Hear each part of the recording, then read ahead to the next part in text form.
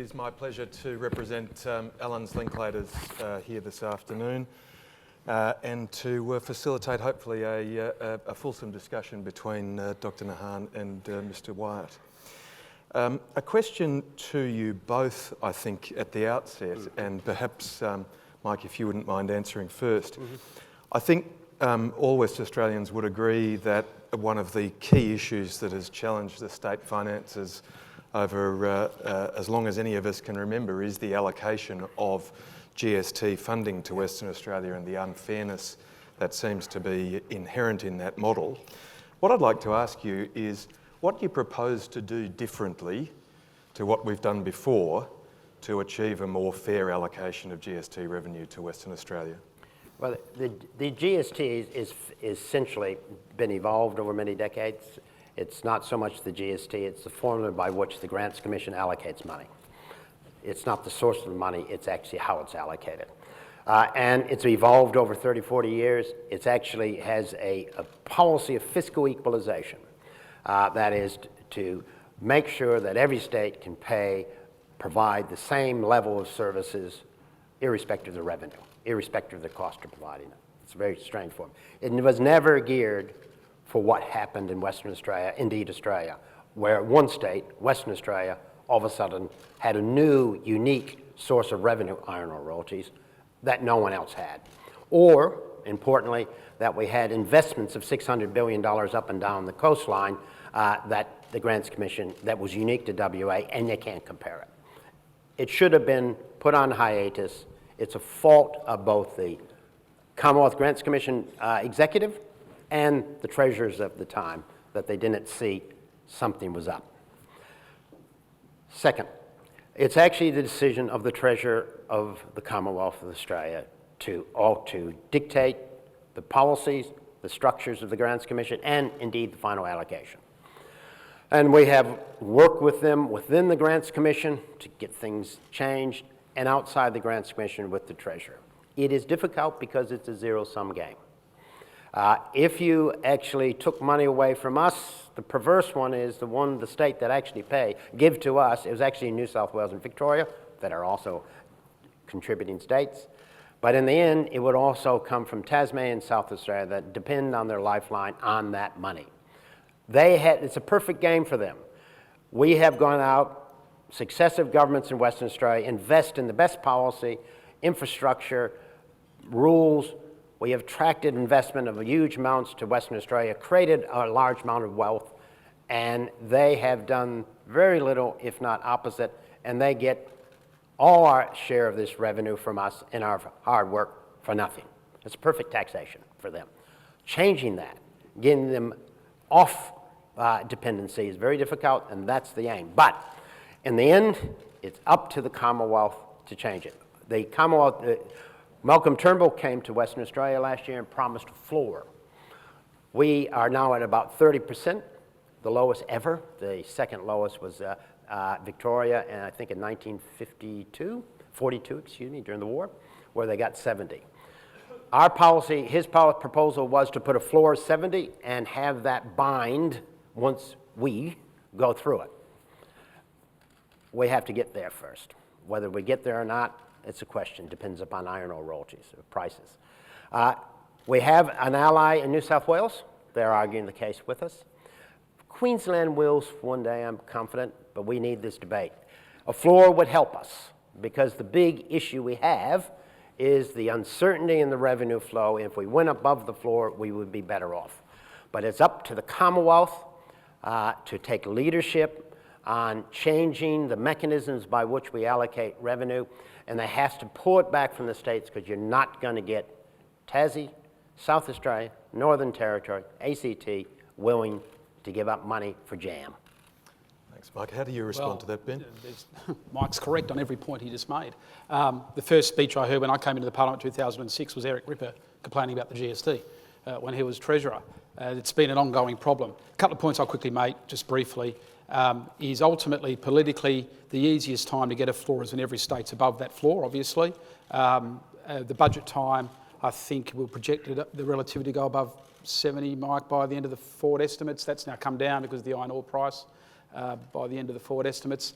But once we're above there, then the Commonwealth, whoever is in power, has to take that leadership, because ultimately I just still can't see a Premier of Tasmania, for example, agreeing, just in case something happens in the future. The second point, and this is a point that was made by Christian Porter before he left state politics, is that one of the things that the federal government did when the GST came in was effectively withdraw their ongoing grants to the Northern Territory in particular. Of course, Northern Territory, small population, lots of need, heavily funded by the Commonwealth, and a lot of that funding now comes from the GST pool of money. So if at the very least you could get, even, I'm aware of the federal government's fiscal issues, a 10-year commitment to perhaps start taking up the responsibility for the Territory and for the ACT that they used to have, then you'll be able to hopefully create a bigger pool for the states. But ultimately, I think there's nothing I can disagree with on Mike. But until you get a Commonwealth Treasurer willing to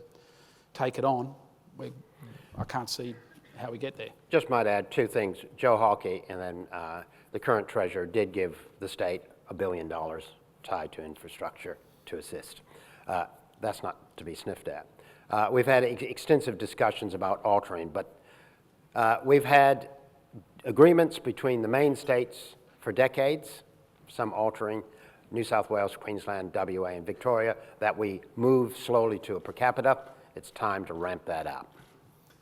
Just to take up that extracting money from the Commonwealth as an issue, I might turn to Ben. Metronet, Ben, is a big program that you've talked about. It is fully funded. A lot of that funding comes from the Commonwealth. How can you guarantee that you'll get that funding? 14% of Metronet is effectively that Commonwealth reallocation. We've all seen the public debate. I'll say one thing, Mike will say another, but we're reallocating the Perth Freight Link. We're not pursuing that project. I'm relaxed about that. If Labor wins, we'll keep that money. I'm absolutely confident about that. 14% of Metronet comes from the Commonwealth PFL allocation, the rest from state, consolidated account, value capture, etc. We settle those details out on Monday or Tuesday of this week. I'm very relaxed about that, but ultimately how we go about getting more funding from the Commonwealth is to present a better business case for assets. And this is the fundamental problem that we've had in respect of not having a body, hence my comments around Infrastructure WA, to present those cases. That's why we always get done over by other states. They're much better at it than we have been in Western Australia for a long period of time. Well, Row 8, Row 9 has a business case. Infrastructure Australia rated as the top rated infrastructure in the country, including Western Australia. There's a business case. It's been thoroughly investigated. There is no reason for ripping up that contract. None. None. Might add, it's been reallocated. It's been reallocated towards Ellenbrook Line, amongst others. There's no business case for that.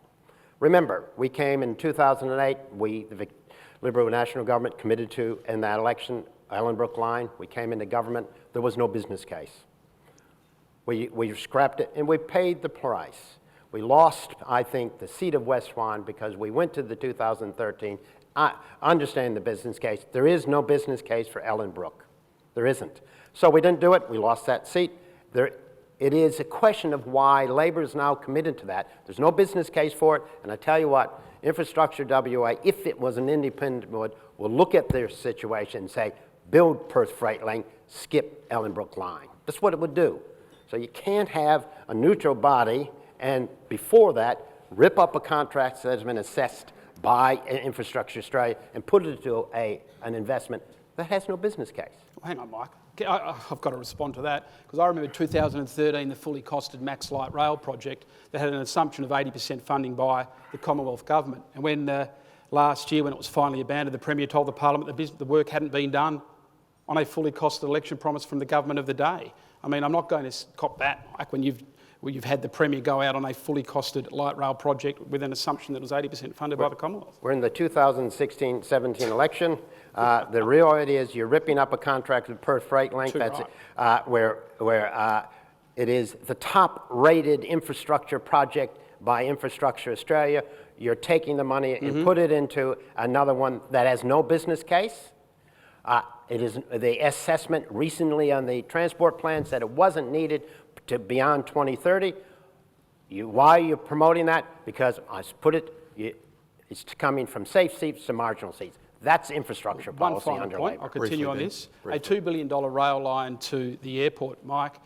The federal government committed to that before you even put anything to IA. It's not unknown. The problem that we've got is that we don't have a system by which, for example, one pitched to me recently by the City of Stirling with some projects they have, is that there's no central agency in government to coordinate the business case and present to the federal government. And so this cocktail party approach means that we're going to keep getting picked off in Western Australia by the other states, in particular Victoria, who are particularly good at this. In recent years, our infrastructure contribution of the Commonwealth is on a par with other states, largely because of Perth Freight Link, but also a range of other issues. It goes down to, if you want to claim to depoliticize infrastructure investment in the state, you can't do what you're doing. Rip up a contract for a fully assessed project by Infrastructure Australia and everyone else and put it to a project that's no business case and is basically marginal seat buying. We can and Someone's we will. got to get the last word, gentlemen, and it's going to be me. A question to Mike, and I think it is a question that West Australians do need an answer to, and that is, the Nationals have proposed, and Brendan Grills was on the radio again this morning, spruiking the mining tax. And you've today said that a re-elected Liberal government will not increase taxes. How do you reconcile those two positions? Accept that one, of course. Read my lips. We have not supported a increase. We came into government when K. Rudd, was promoting the mother of all mining taxes. That first version also included us, assumed, without asking us, if we'd give up our royalties rights in total to Canberra. We fought it. Labor here said it best nothing or support, some supported it. We will not support or agree to an increase in the user charge like Brendan Grills suggests, or change in the royalty system or the royalty rate. We will not go into a government with a joint venture or whatever you want, coalition, with that. We will not do that. Labor, however, went into, supported the giant mining tax of some time ago. We fought that. We would certainly fight this one.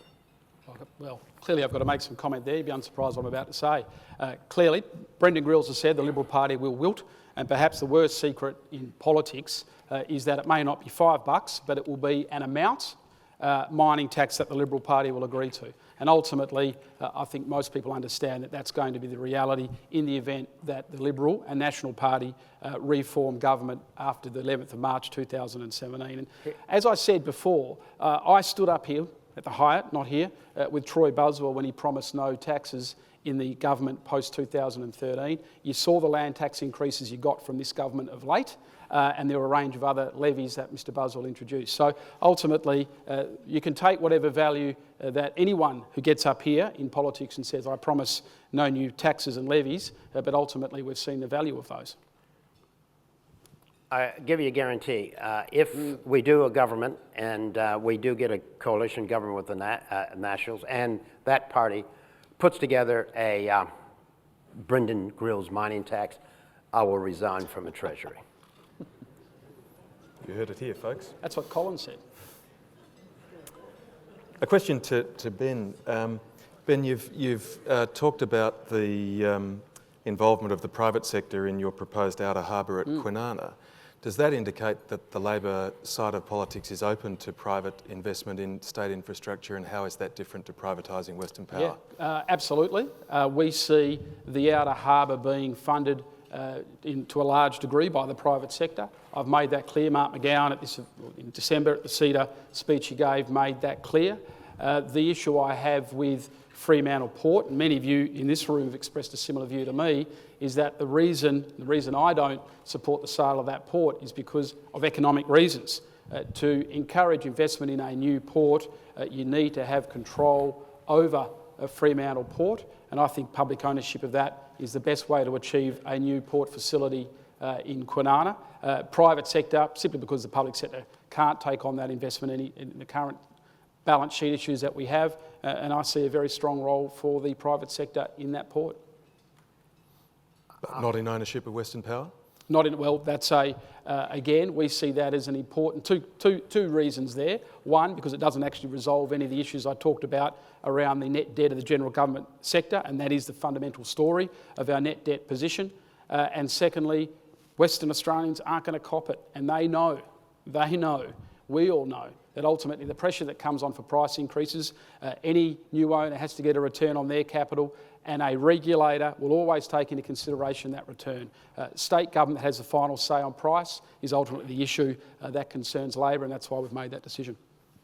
This is bizarre, completely bizarre. So, as I understand it, they're going to privatise the Port of Fremantle, part of it. Port of Fremantle has the inner harbour and outer harbour. They're going to, I'm not sure, move to part or full to the outer harbour, and they're going to privatise that. But Mark McGowan said, I will fight privatisation with every breath in his body. I heard him today, he's still breathing. Now, the reality is this. He's breathing very well, Mike. The reality is this. There is surplus capacity in the Port of Fremantle. It has 750,000 TEUs. Reports up the yin-yang on this. And it has the capacity. We've done huge amounts of work because we were going to try to sell the asset, lease it out. Nat's killed it. It has capacity for 2.1 million TEUs. Why would you spend take Labor's costing $3 billion to build a new port and do huge environmental damage to the Sound when you have 20, 25, 30 years of excess capacity in the existing port? But also, how are you going to fund $3 billion, private sector, public sector, doesn't matter. How are you going to fund it? Private sector doesn't give money for jam, they want a return. So how are you going to fund, with excess capacity in the existing port, $3 billion in the new port, in the private sector fund? What you're going to do is you're going to get the government to underwrite the private sector, and it's going to have to be priced somehow, probably either from consolidated revenue or higher fees on the users of the port. This is a mirage. What is going to happen? What is going to happen?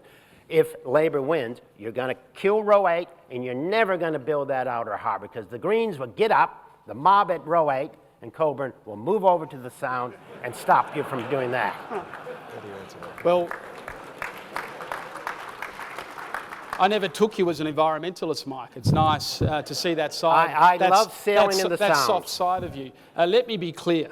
There's nobody who believes the capacity of Freo Port is 2.1 million TEUs. Nobody. Except the Fremantle Port. Including Troy Buswell when he was Transport Minister. Except for the Fremantle Port. Fremantle Port. You're trying to flog it off at the highest price, Mike. Nobody believes that with the residential constrictions that not just apply to the route to the port, but around the port. And if I can borrow your terms, Mike, if we win in 2017 and we don't get that underway, I will resign. Well, We're making news we're here, both CEDA. resigning. Last question to you both, and let's be brief because we need to move to questions and answers from the floor. So briefly, if you would, gentlemen. It's a complaint of business that we hear frequently in Western Australia that it is bureaucratic to get things done in Western Australia. First, very briefly, do you agree? And if so, how will you change things? Ben. Me? Yep. Well, I announced our services priority review. It is singularly one of the biggest decisions that Mark McGowan and WA Labor has announced, a restructure of the general government sector. That will act on the advice of that review, but you will see a significant shrinkage of the number of departments and agencies to be refocused on not just red tape, but ensuring that they provide the proper service, not just to the public sector, but are measured on the KPIs of the government of the day. And that is always the frustration of anybody you speak to, is that government doesn't seem to be measurable and accountable to its key KPIs. That's how we intend to do that. Cutting the number of departments doesn't make for efficiencies. It's mainly and generally not just a shifting of the deck chairs, but increasing the number of deck chairs. I remember the department doer after Labor's last reform. It was a dour organization. It was too heavy, top-loaded, incompetent, couldn't get things done. It isn't the number of departments. It's how you organize those and direct them. You're right. Reducing the number of departments under Labor last time actually increased the administrative costs. After interministrative costs. Back to the question. Is there a excessive regulatory burden? In some ways, yeah. Planning, I think, is too excessive. I think we have done extremely well on mining and resources. In fact, I would argue we're the best in the world on that. That's where it counts the most. The Fraser Institute in Canada does a review both of the resources, the oil and gas and resources mining sector. We're the top of the pop. Very good. But we have a lot of areas we do, and it's, again, studies, changing the deck chairs don't change it very much. And Ben mentioned giving incentives for public servants. I actually thought that was a good idea, but then I found out it was in place in 2001 and the previous Gallup government chopped it. You know why? Because it isn't the public servants that are accountable in our sense, it's the politicians. And most of the time, the public servants will be held accountable for things they can't be accountable for because it's the thing their minister tells them to do. In our system, the accountability rests with me, not the under-treasurer, except where he has legislative responsibility, in my case. And it's the politicians that must be held accountable. And the reason they turfed it out, because it wasn't working. Well, let's stop there and give you a chance to ask some questions. It's about, as CEDA says, discussion between yourselves and the people here on the stage. So, a couple of ground rules if you wouldn't mind. First, hands up if you want to ask a question. Second, a microphone will come to you. Don't speak until you've got the microphone. Speak into the microphone or we won't hear you. Please state your name and organisation, and please don't make speeches. That's their job. Ask questions. So, a show of hands. There's a gentleman here in the front here. There's two there. There's two there, right next to each other. I'll let them fight it out.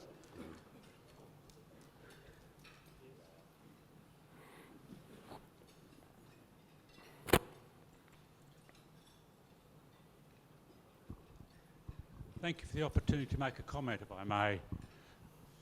My name's Peter Coxon. I'm a commercial industrial property developer with substantial interests in the area of Kewdale, Welsh Pool, Canning Vale.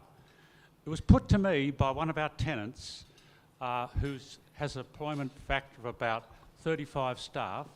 He said to me, Peter, what about this land tax that you're hitting us with? If you found a way of softening the land tax for us, we could employ another 2 or 3 persons. It's a subject that I'd love to put on the table with both parties because, to me, instinctively, if land tax was softened and that corporation employed another 3 persons, everybody in the state would be advantaged. Thank you. Yep. Land tax in this state, except for the lowest rank, which is about $300, is the lowest across the country. And we did significantly, well, Labor did, significantly lower land tax back in 2007 by 55%. Massive decrease. They could do that because they were awash with money. Awash with money. Experienced a tropical downpour of $1,000 bills, if that exists. We went forward, we have to pay for the funds, so we actually increased land tax up to below the other states. Now, you're right, taxation does inhibit businesses from undertaking economic activity. Land tax is no exception. And payroll tax probably is worse. Stamp duty is bad tax. We don't have any good taxes here, I admit that. And where there's a fine balance between funding the services and raising the revenue. I might add, because of our low tax rate, we were losing $200 million a year to other states through the Grants Commission because of our low tax collections. So we were not only losing the revenue, but we were also getting another $200 million ripped off to Tasmania and South Australia. We have to look at reducing the tax burden in some way, I will agree, and we will look at that. But that's all I can say is the land tax, we, across the board, are not a high taxing state. You're right, and ultimately my critique at the time of those 3 increases over 2 years was that it came at the worst possible time. Obviously we had increasing vacancies and falling property prices, so it had quite a dramatic impact. And the debate we had in the Parliament was around, and not so much I think your interest in terms of commercial space, but the impact it was having on effectively those self-funded retirees with small numbers of investment properties. But Mike's right in respect of the redistribution of the revenue, but it was certainly tax increases into a softening economy that had quite a dramatic impact. But as I said earlier on, I don't have, and we all know the deficit position of the state, I don't have any intention of making any tax cut announcements this side of the election. Next question. Sir. Gerard O'Brien, Silverleaf Investments. I just got 2, if I could ask. Payroll tax, will you increase the threshold on payroll tax? If both could comment on that, please. And secondly, I don't know how, with the GST formula we've got, I think it's very equitable. A child born in Tasmania, if we bring this 70% minimum in, I just wonder how they're going to get the same education as a child born in Western Australia. If you really sit back and look at the philosophy of the system, even though we might be aggrieved by it, at least it creates equity with education and things that we need. Just a comment, please. Do you have a holiday home in Tasmania? Briefly. Just joking. Two He's issues. not. 2 issues. Payroll tax, we've increased the threshold, and we have the highest threshold of any state. It's up to $850. I'm not going to make an announcement here, otherwise the Premier would get me on the phone immediately. So we have increased the threshold to $850 over periods of time. We examine our options. The GST and equity. The problem with the GST is that it provides an incentive for successive Tasmanian, South Australian, Northern Territory governments to lock up their resources and not take the unnecessary investment to grow their economy, because we do it for them. The current Tasmanian government, and I might add the South Australian government, are trying like hell to diversify and grow their economy. I'm not criticizing that. They have a long haul after decades, but so it's an adjustment process away. The incentives are perverse. It's a giant welfare system where we work, they recreate. And, by the way, in the end, they are in poverty. So, but it will take a long time to adjust from, to be fair to my friends in Tasmania. And the Treasurer is a really good man. He used to play for the Swan Districts and is a good Eagle fan. Very quickly, I Payroll mean, tax, Mike, there's much more I can say. Mike's bang on. The craziness of that system, and this is what Mike has just said, is other states benefit from one of the our most efficient industry, Australia's most efficient industry, and one of the most efficient industry in the world. That is our mining sector, and the perverse impact is to encourage, in this case, Tasmania, to not exploit its resources, and it's nuts, that system, and payroll tax. Mike and I aren't senior enough to make those sorts of announcements. That's for the leaders of parties to make those sorts of things. Let's move on. There's a gentleman up the back who's keen to ask a question. If we could get a microphone to him quickly, please. And the CEDA people, if we could identify the next question and get the microphone to the speaker as well. Go ahead, sir. Good afternoon. My name's Lindsay Holland. I'm the Deputy Mayor of the City of Canning. I'm going to ask a specific question rather than a general question and leave the macroeconomics to some of my more esteemed guests here. My question relates to the Bentley Regeneration Project, and I'd like to ask both of you, if you were Treasurer in a few weeks' time, will you commit the Brantley Towers project, will you commit to the different sorts of fundings that have been offered by the Department of Housing itself, or will you commit through the Treasury process in the short term, and by the short term I mean between 1 and 2 years, to enable this process to begin? It's been staying stagnant for 10 years or something, and we do not want a band-aid approach. with just a lick of paint, which happened when I think it was Premier Gallop did it. We need something further. If you could comment on that. Thank you. I will, because it's in my electorate, so thank you for the question. Great question. When I was first elected 11 years ago, one of the first briefings I got was from the Department of Housing telling me that work's about to start on this wonderful regeneration. And I got another briefing on that late last year, that work's about to commence on this wonderful regeneration in Bentley. For anyone who knows Bentley, it is a huge area of government-owned land, in mainly housing, but a couple of other agencies, and also the City of Canning has land in there as well. It is a huge opportunity for a regeneration project. And yes, I can.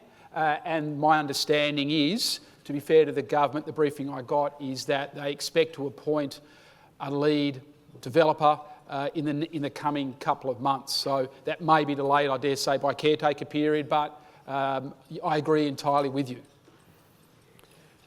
Hi, Lindsay. I agree with Ben.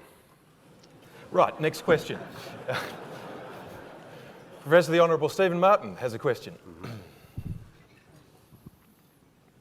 Thank you. Stephen Martin from CEDA. My question is to both gentlemen.